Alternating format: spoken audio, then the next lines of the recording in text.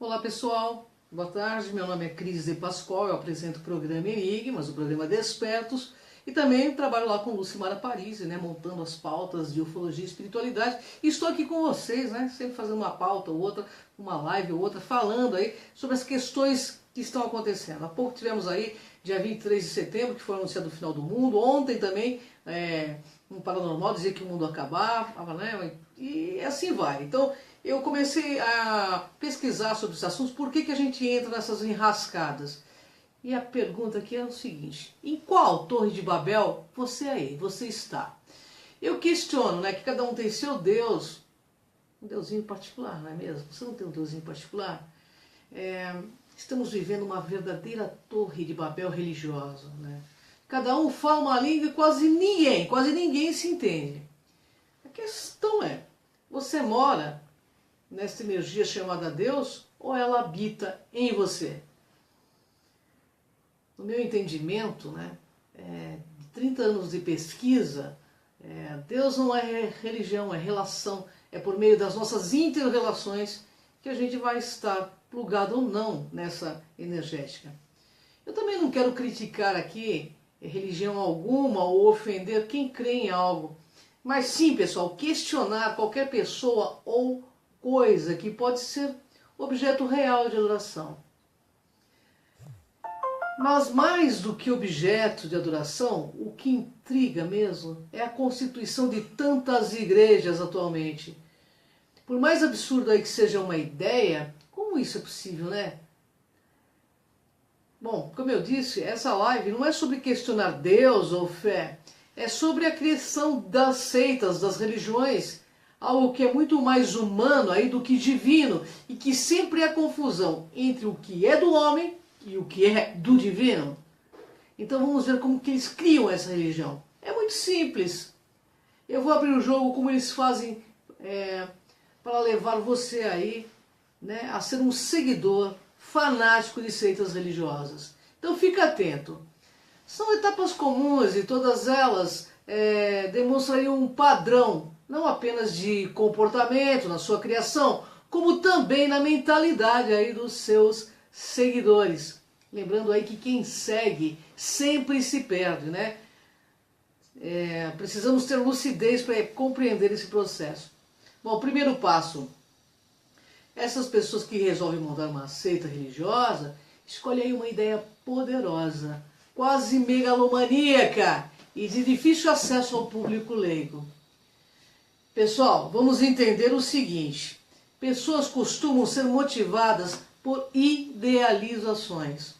Dificilmente uma pessoa entregaria sua vida por algo que não tivesse uma expressividade em especial ou soasse meio que grandioso. Provavelmente as pessoas gastariam seu dinheiro com o carro do ano ou investiriam seu tempo numa viagem de sonhos, não é mesmo? Então, o pensamento aí da seita precisa despertar um anseio maior, profundo, a felicidade eterna, a paz de espírito, a busca do paraíso. E o que eles fazem então? Primeiro, eles elegem um inimigo em comum. A mente humana, no funcionamento mais básico e primitivo, opera sobre os influxos do sistema cerebral reptiliano, que rastreia potencialmente os perigos, a integridade física e psicológica do sistema aí como um todo.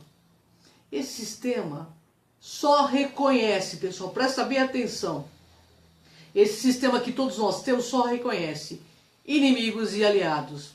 Não há meio termo.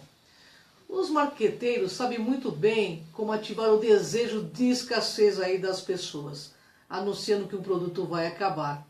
Mas eu vou citar isso no meio das religiões. Assim, o seguidor vai lutar contra a escassez, seja de que nível for, contra o tempo. Pessoal, Hitler ele sabia muito bem como dar um direcionamento ao caos social, financeiro e político da decadência alemã na década de 20. O povo judeu. Qualquer desconfiança pessoal teria o fim sob a alegação de uma raça intrusa e que despertasse um sentimento comum a todos. Nesse caso, o sentimento aí era de se sentir ameaçado. Isso redirecionou, né, toda a política de Hitler. Seus olhos tinham um alvo certo e bastava atacar numa só direção. Ele colocou uma meta altamente utópica, que seria a raça ariana, né? Raça pura, mas que era o desejo de aspiração da coletividade. Se alguns líderes aí prometerem aumento de salário, um braço mais musculoso, uma viagem para Nova York, serão cobrados por isso entre 3 a 6 meses. Se o resultado, claro, não for entregue no prazo, as pessoas virarão as costas e dirão que a seita é um embuste, que é uma fraude, que são tratantes. Mas se prometerem algo inapalpável, abstrato e com definição duvidosa, isto será perfeito. Você correrá por anos a fio atrás daquilo e caso não atinja, né, o alvo, vão dizer que foi você que não mirou direito, né, no que você queria, que você não se colocou à vontade do Criador ou usou pouca vontade. É o que temos hoje nas igrejas que ensinam como focar bem para ter dinheiro. Tanto que hoje nas igrejas aí, nos templos religiosos, que a gente vê as pessoas se reunindo, ritual da prosperidade dentro de igrejas, né? Ritual da prosperidade, mas você tem que dar muito lá para a igreja para você receber depois. Olha essa cara, né? Com o passar do tempo, você vai realmente, por meio dessa lavagem cerebral, acreditar que a falha é sua. Afinal, sua autoestima estará balançada e seu sentimento de culpa dominará as suas próximas ações. Olha que chato. Prato cheio aí para criar uma nova meta dentro da grande meta. Criam assim uma comunidade em torno dessa ideia.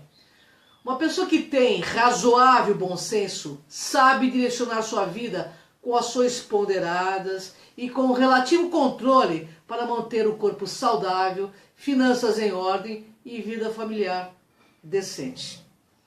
Ela entenderá que parte dos desajustes naturais tem uma causalidade, né, conhecida. Afinal, terremotos, maremotos fazem parte do planeta Terra. E quando elas estão com problemas financeiros, uma pessoa que tem bom senso sabe que gastou demais, que não utilizou o bom senso em alguns locais. E quando tem problemas com os filhos, também vai perceber que às vezes foi por pouca atenção ou por muita atenção, ou exagerou, né, nos presentes, né? Qualquer mudança, pessoal, vai passar por reorientar a sua vontade, ainda que sofridamente naquela direção aí original. Outras pessoas aí costumam atribuir os seus problemas a causas que estão além do seu controle, que vão desde o caos emocional ao caos político, magias feitas, ou porque o demônio, o vilão assim o quer. Essas pessoas, pessoal, são muito vulneráveis a promessas espetaculares, pois são alimentadas pelo imediatismo, pelo desejo de resultado em curto prazo e, de preferência, sem esforço nenhum, né? Juntos, no mesmo lugar, várias pessoas que pensam assim terá uma bela amostragem do que é o caos. Todas elas estão alimentando as ilusões umas das outras. Afinal, se o dono da seita, da igreja, desencorajar os sonhos dos outros, é o dele, da instituição criada, que estará em risco.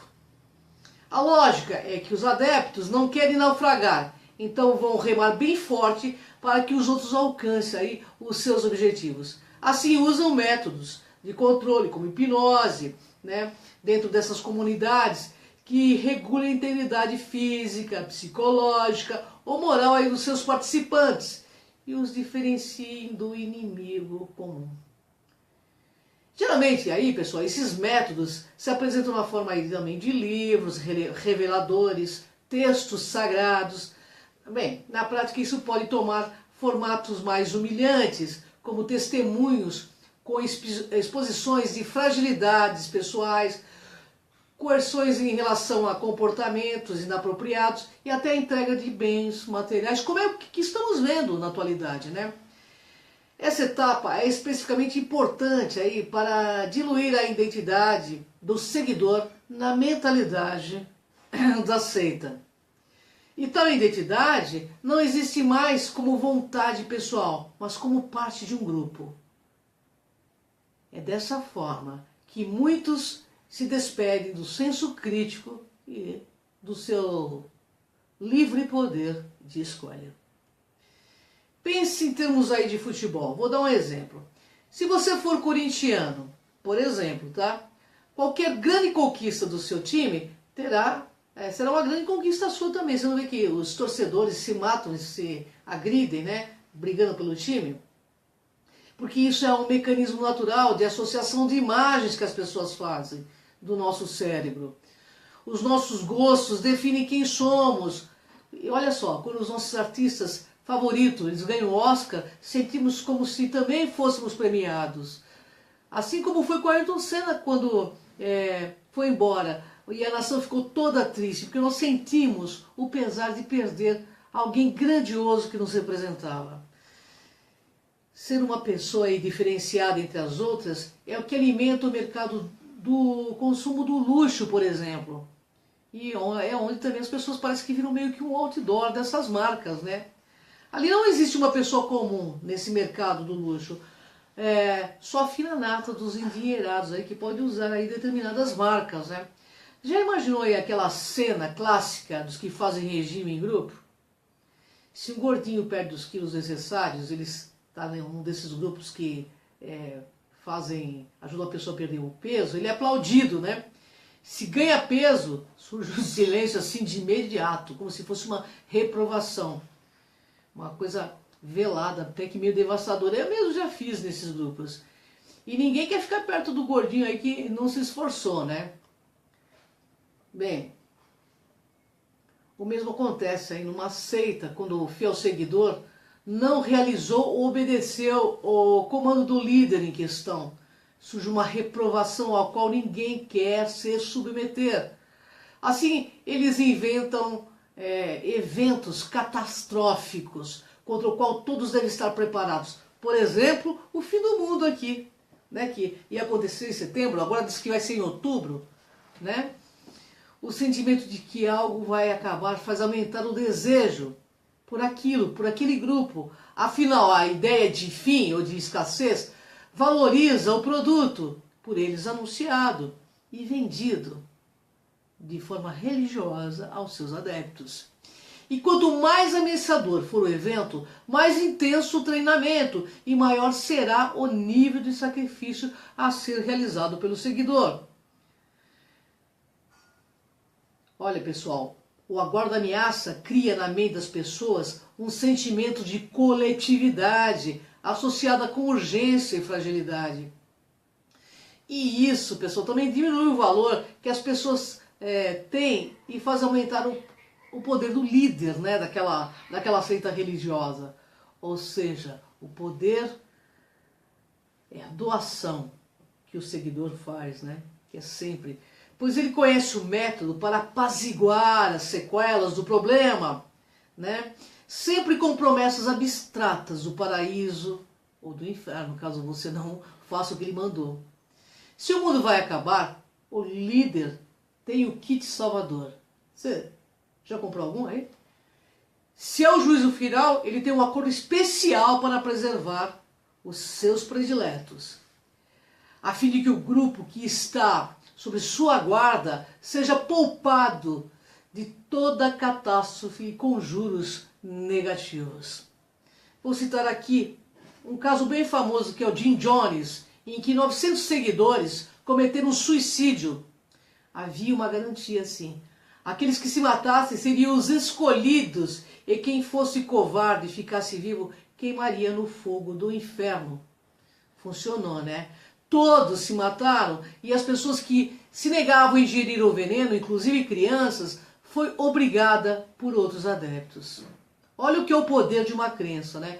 Os líderes aí dessas instituições mostram-se como alguém que anteviu e superou as barreiras que os demais terão que superar. Assim como pessoas amarram dinamites nas cinturas e se tornam homens-bombas, eles fazem essa lavagem cerebral plena. A força do líder vem do fato de que ele teve uma revelação divina, única e que deverá ser passada aos poucos, para que você possa ceder mais energia, mais dinheiro e assim vai. O argumento, pessoal, é que nem todos estão preparados para o tamanho do impacto de tudo aquilo que vem pela frente. Ou seja, o líder teve a visão de algo especial que lhe otorgou uma autoridade suprema. Um teste de como decifrar algo, uma provação física, um dilema moral e até fenômenos inimagináveis. Vale tudo, tudo nesse meio de charlatanismo. Aquilo é repetido a exaustão pelos seguidores, raras vezes pelo líder, afinal ele não pode se autoproclamar o enviado. Os privilegiados serão aqueles que fazem um sacrifício maior que os demais para receber os ensinamentos da própria fonte superior. E o lance, pessoal, é tão sério, que uma tribo Zulu da África, o sacerdote Credo Mútua, que fala aí dos reptilianos, quando quis uma informação maior sobre os chitauris, ele teve que comer a mão de um cadáver, como ele mesmo diz em seu documentário, para ele ter as informações sobre como são esses seres e como eles agem, sobre os chitauris e os greys. Essa mentalidade de informação secreta já foi utilizada pela realeza e até hoje é utilizada pelos partidos políticos ou empresas também. Informações privilegiadas, pessoal, custa bem caro. Além disso, você cria uma pirâmide de interesse que estão na base, né? Querem subir um pouco, os que subiram um pouco mais também, até chegar a ser um líder. Os imediatos, se forem corajosos e espertos e sacarem qual é a brincadeira, criam sua própria seita. É por isso que hoje em dia você vê aí em cada quarteirão várias religiões. Até Skydiver, né? Seita do poderoso Skydiver, que, sabe, umas coisas assim loucas. É só a gente ver esse número imenso de religiões e templos que têm aí as suas denominações exclusivas, né? Por isso eles sempre acham importante ter também uma hierarquia de sublíderes, o que fará com que os seguidores comum desejam subir na carreira espiritual com mais afinco e cedendo tudo de si. O ponto é que essa forma usada pelas seitas, religiões, partidos políticos, times de futebol, empresas, né? E pasmem, até a sua família utiliza de forma inconsciente, obviamente, é um modelo generalizado que se difundiu e que funcionou porque é baseado nos sentimentos de culpa, medo, mérito e sacrifício. Enquanto nós vivemos baseado nesse paradigma, pessoal, será difícil alcançar uma visão alternativa e multidimensional desse funcionamento social. Democracia legítima é co-construção de ideias, né, que façam avançar de verdade. São coisas trabalhosas, elas não são fáceis. Eu não tenho uma ideia do que seria algo realmente saudável, mas posso dizer que qualquer sujeito com um pouco de disposição pode causar mais prejuízo do que benefício ao arrastar pessoas vulneráveis num caminho de alienação e pouco entendimento da vida. Porque no fundo a questão deles é ganhar dinheiro, é ser visto como salvadores da pátria, é usar esse poder para arrastar milhares de consciências a coisa alguma. Não esclarece, confunde. Confunde por meio do medo de algo que nem os líderes acreditam realmente. Por isso, esteja desperto. Essa força aí, chamada Deus, não é religião, como eu disse no começo. É relação, é por meio da nossa relação entre todos os seres vivos que nós estaremos nos ligando ou desligando também desta fonte. Não acredite, questione, pesquise e torne-se um pesquisador da sua vida. Torne-se seu máximo melhor possível todos os dias. Aí sim, faremos essa jornada interna. Seremos livres para saber quem comanda ou comandou nossas mentes até os dias de hoje, com tantas crenças irracionais. E veremos que este mundo não é dos espertos, é dos despertos. Pessoal, 7 de outubro agora, às 14 horas eu estarei no Espaço Galáctica, abordando sobre libertação pelo conhecimento. Será às 14 horas. Quem tiver interesse, faça a sua inscrição. Telefone é 2592-1066. Se você curtiu essa live, Catiúcia, se você curtiu essa live, compartilhe e entre no meu canal Cron TV aí no YouTube. Gratidão, pessoal. Até a próxima live. Gratidão a Catiúcia que esteve atenta a todo esse momento também. Gratidão, pessoal.